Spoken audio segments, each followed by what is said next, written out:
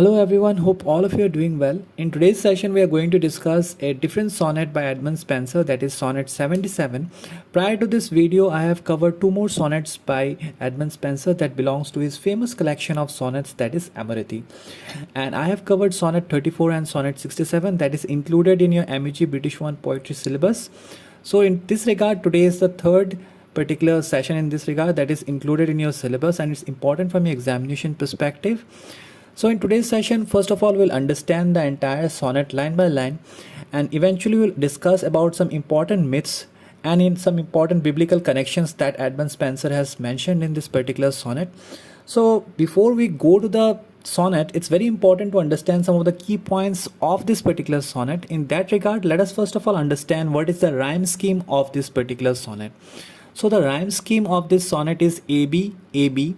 That is, we know that this particular sonnet has 14 lines that makes it 3 quatrains and 1 final couplet. We already know that a particular quatrain includes 4 lines. So the rhyme scheme, again I'm mentioning it, it's AB, AB, then BC, BC, then CD, CD, and the final couplet is EE. Now you might have noticed a particular connection here, that is from the 4th to 5th line. When we make a shift, actually the concatenation is happening here. Now concatenation means joining. Okay, so this particular joining is happening in 4th to 5th line and 8th to 9th lines. Now this particular thing is a speciality of Spenserian sonnets, and this is a very unique thing that Edmund Spenser does with his sonnets. And this particular sonnet's theme is love as feast. Now in the previous two sonnets, we have seen that Edmund Spenser was trying to woo his love, that means he was trying to impress Elizabeth Boyle. Then in Sonnet 67 we have observed that there was a thematic split, and after that Sonnet 67, whatever sonnets were written by Edmund Spenser depicted the immense love that existed between Elizabeth Boyle and Edmund Spenser. So the quatrain 1 starts something like this: was it a dream or did I see it plain? Now here Edmund Spenser is trying to say that whatever the situation is of that place, it looks like a dream. Alright, or he also places a counterpart of this particular version of his where he feels that it is a dream. He also believes that it might be playing it in real. Okay, a goodly table of pure ivory.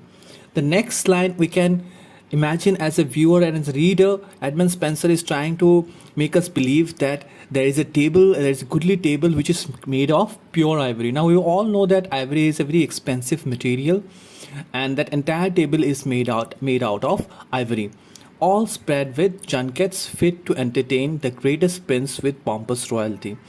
Now that particular table is spread out with food items, and the entire situation is fit to entertain the greatest prince with pompous royalty. That means the entire situation is created in such a way that it was eligible to invite people of higher stature, because it's said in the 4th line that it's fit to entertain the greatest prince with pompous royalty. The entire situation makes it eligible for inviting the people of higher stature, higher social stature. Quatrain 2 goes something like this: amongst which there in a silver dish did lie 2 golden apples of unvalued price. Now this is very interesting because in the first 2 lines of the quatrain 2, it is said that in that particular table which is made of pure ivory, which we have seen in the first quatrain, there lies a silver dish. Okay, and in that silver dish we see that there are 2 golden apples, and which Edmund Spenser is claiming that the price is immeasurable. Okay, it cannot be measured. It is so expensive and it's so valuable that it cannot be measured. And these 2 golden apples are lying on the silver dish.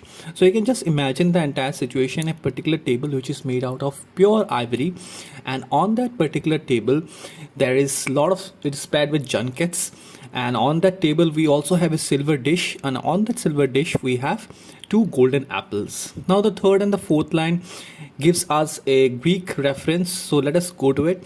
Far passing those which Hercules came by, or those which Atalanta did entice. Now there is a Greek reference here which I'll discuss in little bit in a discrete manner so that you can understand, and if this question comes in RTC, you can answer it in a proper perspective manner. So the third line in quatrain 2 draws reference from a Greek mythology that comes by the name Hercules. We have all heard the tales of Hercules, that how Hercules was the demigod and he was the son of Zeus. Now Zeus happens to be the god of gods in case of Greek mythology, and here Edmund Spenser is particularly referring to Hercules' 11th labor.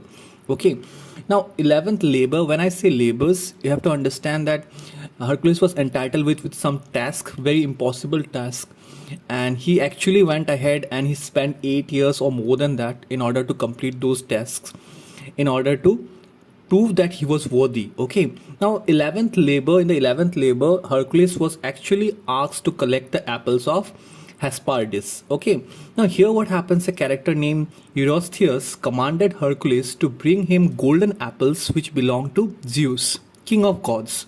Hera had given those apples to Zeus as a wedding gift.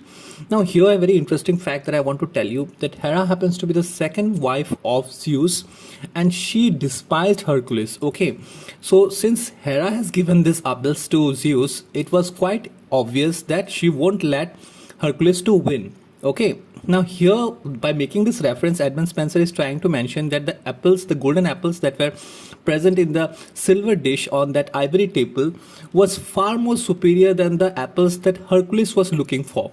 Okay, so that is the reference that is being done here. Now the fourth line of the quatrain 2, which goes something like this, or those which Atalanta did entice. Now here again Edmund Spenser is drawing a reference to a Greek mythology of Atalanta. So let us know a little bit about it. So in the most famous story, one popular with ancient and modern artists, Atalanta offered to marry anyone who could outrun her, but those whom she overtook, she speared. Now, what happens is that we know that Atalanta was the daughter of Sconius, and here what she happens is that she invites anyone for a race, and any person whom she beats, she will be killing that person. Any person who beats her will be able to marry her.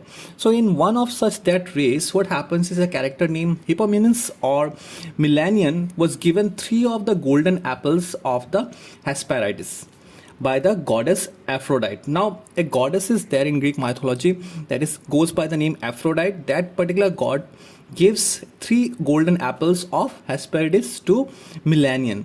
Now, what happens is that eventually when the race begins between Atalanta and Milanian, he drops them. Okay, while running, he drops the apples, and this distracts Atalanta. And what happens is that Atalanta stops to pick them up, and eventually she loses the race.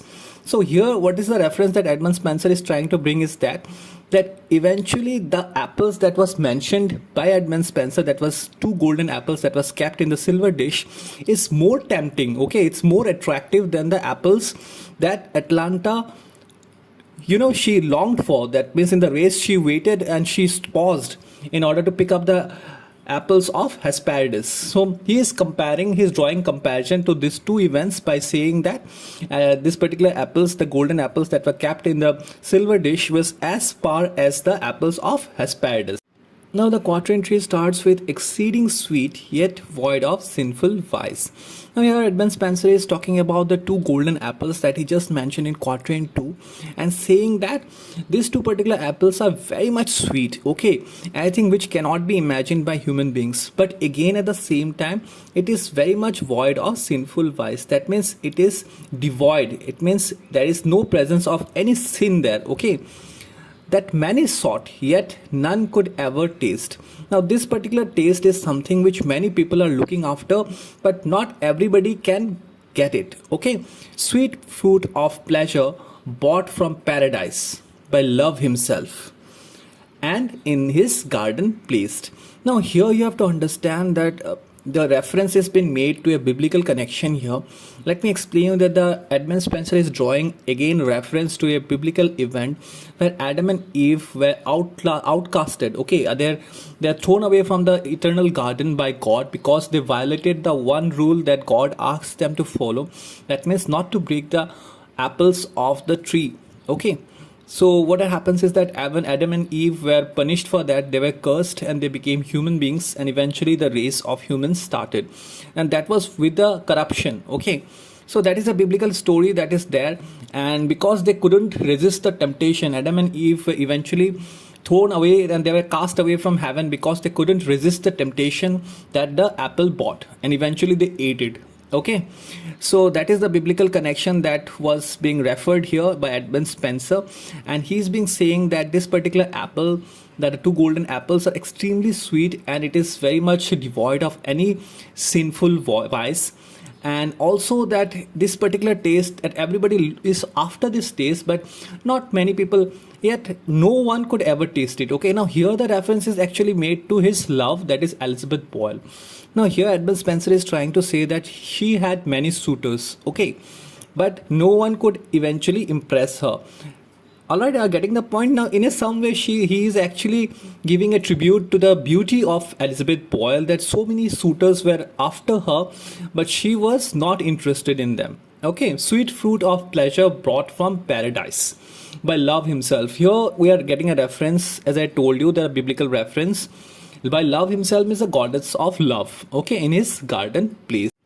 So the final couplet starts something like this: her breast that table was so richly spread, my thoughts the guest which would thereon have fed. Now in the final lines it can be observed that Edmund Spenser is giving a hint of vulgarity, but in true sense what Edmund Spenser is trying to do here is he is trying to establish a connection between physical pleasure, that is vulgarity, with spiritual connection. Alright, now here in these lines actually Ed Spenser is trying to say that the breast of, that means the bosoms of Elizabeth Boyle were so beautiful, and it was like similar to the two golden apples that he has just mentioned. Okay, and he is trying to say that he is trying to ask the readers to imagine that this particular beauty of Elizabeth Boyle can trigger spiritual connection. Okay, it can trigger spirituality in the eyes of the viewers. All right. So this is the video, guys. I hope you had an insight regarding this particular sonnet, that is Sonnet 77 by Edmund Spenser. In case if you have any other difficulty regarding this sonnet, do feel free to comment in the comment section. I'll definitely try to address it, and I'll also be covering a lot of videos from MEG1, MEG4 and MEG5 in the recent days before the exam gets started. So do feel free to keep your notification bell on, because I'll be uploading a lot of videos, and the particular session that I've done today, the PDF of this particular session will be uploaded in the social community pages, that is the Facebook group and the Facebook page. So in case if you have not joined it already and you want the discrete note of this particular sonnet, then you can join it by the link given in the description. Till we meet next time, God bless you and thank you all.